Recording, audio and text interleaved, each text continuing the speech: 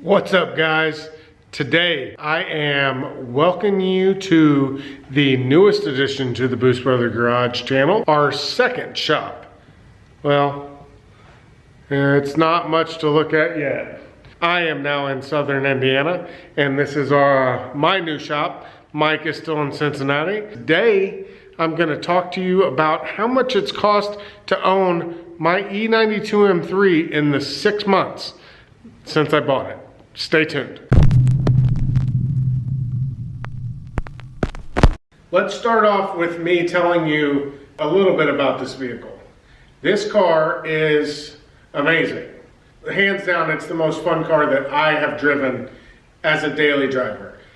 I can't tell you that it's a better car than the Cayman. I don't know that that's true, but they are very close. But as a daily driver, there's no question that this thing is the winner. It's super comfortable. The power is just, oh man, that V8, it is amazing. And after putting the test pipes on there, I don't know how I haven't got a ticket yet, because all I can do is get down on it so I can hear that exhaust. It's amazing. With that being said, I bought the car with 150,000 miles on it back in the end of July, beginning of August. Now, that is a lot of miles for this car. I didn't have a bunch of service records. I didn't do a PPI. I know I was retarded for doing any of that. But hey, nobody said I make the best decisions in life, right? Anyway, here I sit with this after paying, I don't remember, 16,000 I think, which at the time was probably the cheapest E92 M3. Let's see. Within the first 3 weeks, the AC compressor went out. Oh, let me grab my little paper here. I added everything up today after I got off of work, and I'm going to tell you, I shed a few tears in how much I've spent on this car in 6 months. Yeah, so I went back through my bank records, and I added up everything that I've done to this car since I got it. Number one, AC compressor. Went out within the first 3 weeks of owning the car. This is a known problem on this car, so it just happened to go bad as soon as I bought it. Now, I had a shop that allowed me to actually buy the compressor. They wanted $900 and something. I got it through ECS Tuning for $481.60. Now, I had to pay the shop $809.50 for labor. Now, take this into consideration. I was literally moving the weekend that this happened, so we could not do it ourselves. Otherwise, I would have saved that money on labor. And then the following problems that have happened, they've happened while I've lived here with no access to a lift. All of my tools are in Cincinnati still, so I've had to pay labor, which really hurts. So with that being said, AC compressor, all in total, cost me $1,291.10 within the first 3 weeks after buying the car. Next, about 2 months later, a month and a half, 2 months later, I started getting this crazy whine noise that was coming from in between the driver and passenger seat, right kind of where the console is for the back seat.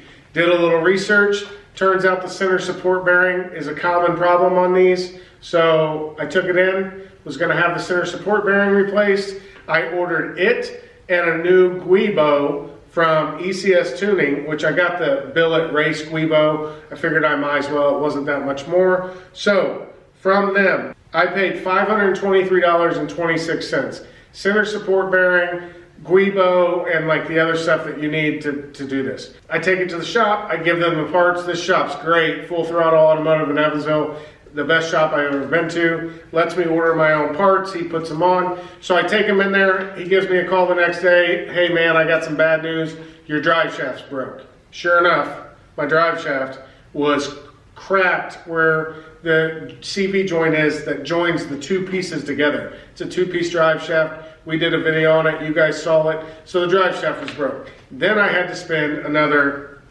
$882.75 from Turner Motorsports to get a brand new, well, refurbished drive shaft. Now, they make it so that you can actually service the drive shaft to where the OEM one you cannot. So that's a plus, but still $882.75.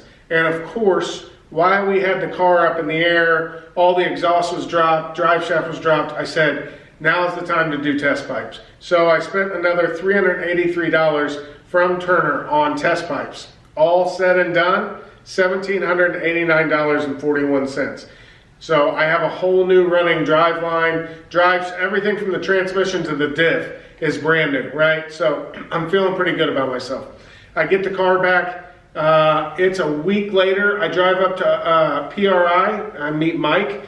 We go up there. On the way back, I start hearing this, well, it kind of sounds like a turbine, a jet engine, but it's only under load. So when I'm idling or whatever, no noise. But when I'm actually accelerating, this thing just gets louder and louder as you accelerate. It started off kind of quiet, and then it just grew over the course of like 3 weeks. So I take it in, full throttle again. These guys took a look at it for me, and they said my carrier bearing was bad. But they don't quite do diff work, so they referred me to a transmission shop. Now, this transmission shop had my car for almost 7 weeks. I ordered one set of bearings that came in and weren't the right ones. I finally ordered the right set, and they finished putting it all back together. Now, the first set of bearings cost me $100. That was axle seals and the bearing, what I thought was the carrier bearing and stuff like that. I was wrong. So the next set of bearings cost me $276, which were the carrier bearings, the correct ones. With that and labor, labor was $750. I ended up at $1,126. So if you add all that stuff up, in 6 months' time, I've spent $4,206.51 on this car. 6 months. We have a real love-hate relationship. I love to hate it, and then I drive it, and it's magical. Magical is kind of a corny word, but I don't really know what word you would say. I mean, it's therapy. Everything that's going on in the world, any problems I have, it's all gone. I'm just connected to the car, and I'm just enjoying driving. I absolutely love the car. So here we sit. You know, it's all fixed. There's no issues with it right now. I take that back. There's a check engine light because I haven't tuned it because of the cat delete. Our buddy Pete over at PS Designs hooked us up with a guy over in the UK that's got some software that I think we're going to do in an upcoming video to get rid of the check engine light on here. Go ahead and get rid of the cold start and the O2 sensors. So look for that coming up. But other than that, there's no issues with the car at all. Here's the big issue. I have neglected the Cayman from the minute I bought this car. Every bit of money I had, any kind of emotional attachment I've had has gone into this. And that's not fair to the Cayman. It's not fair to you guys that are watching the turbo build. So as of right now, this car is up for sale. I don't know how I feel about that. Yeah, it's up for sale. So all in all, I have almost $21,000 in this car, and I know I'm not going to get that back out of it. It's currently for sale for $17,500. So if you know anybody, send them our way. Yeah, with that being said, guys, that is a little bit about how much I've spent on my E92 M3 in the 6 months time I've owned it. That's just me. Maybe you shouldn't buy an M3 with 160,000 miles on it. I don't know. I don't regret it because the car is amazing. See you next time.